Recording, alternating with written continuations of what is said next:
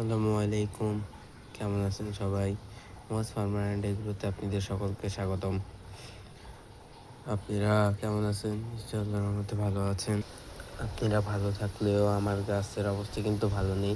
এই জন্য আমি আজকে একটি জৈব কীটনাশক বানিয়ে আপনাদেরকে দেখাবো কিভাবে বানাবেন এবং এর উপকারিতা আর এটি কোন পর্যায়ে গেলে আপনাদের দিবেন। শুরু করা যাক আজকের ভিডিও। সবাই এটাকে চিনবেন, যারা পান খান তারা তো আরও বেশি চিনবেন, যাদের ঘরে পান খাওয়া হয়। এটি হলো এক কথায় বাংলাদেশের মানুষরা চিনতে পারবে এটি গুল হিসাবে। এটি গুল বলা হয়।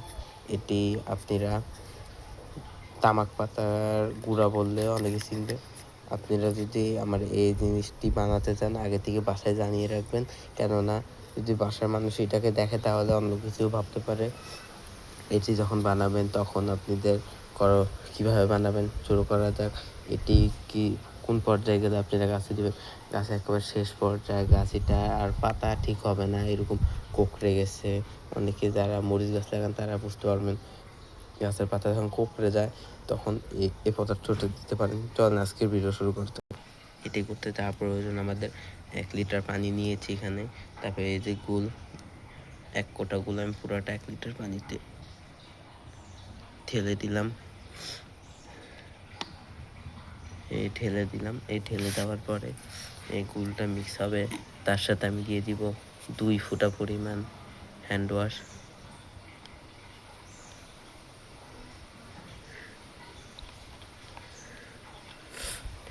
দিয়ে দিলাম।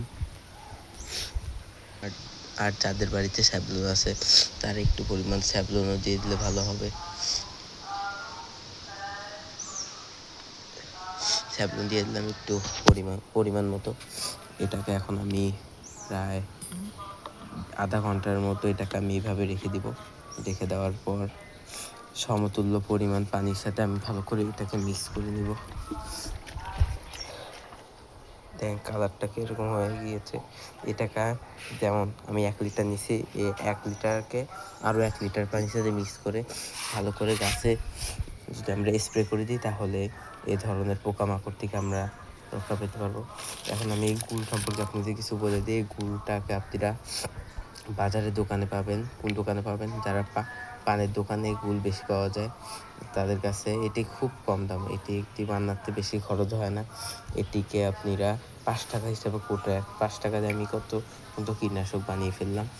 আর যাদের বাসায় স্যাভলন আছে তারা স্যাভলন দিতে পারেন, আর যাদের বাসায় নেই তাদের কোনো প্রবলেম নেই, তারা স্যাভলন বাদেও করতে পারেন।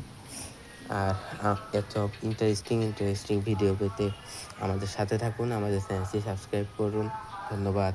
জৈব কীটনাশক আরও অনেক ধরনের জৈব কীটনাশক বানানোর উপায় জানতে আমাদের চ্যানেলের সাথে থাকুন। ধন্যবাদ। আসসালামু আলাইকুম।